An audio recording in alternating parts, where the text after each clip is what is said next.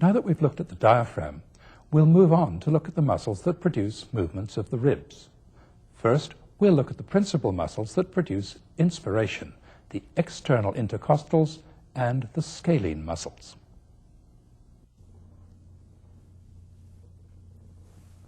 Here are the external intercostal muscles. They're thin sheets of muscle that connect each rib to its neighbor. Each external intercostal runs from here on the rib above to here on the rib below. They extend from the tubercles of the ribs behind round to the middle of the costal cartilages in front. The fibers of the external intercostals run forward from above downward. To understand how the external intercostals act, we'll look at a simplified model of two ribs. When we apply a pulling force in the direction of the external intercostal fibers, the ribs move upwards.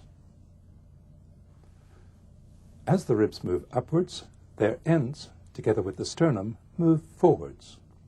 So the action of the external intercostals produces an upward and forward movement of the anterior chest wall. Next, we'll look at the scalene muscles, which assist in inspiration by raising the first and second ribs. Here's the manubrium, here's the first rib, here's the second rib. Here are the scalene muscles, anterior, middle, and posterior.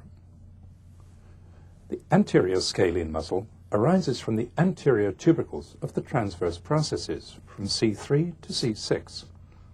It inserts here on the first rib. The middle scalene muscle arises from the posterior tubercles of the transverse processes from C2 to C6 and inserts here on the first rib.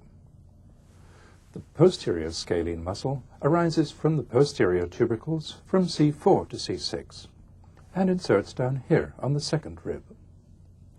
The action of the scalene muscles raises the first and second ribs and the manubrium in deep inspiration.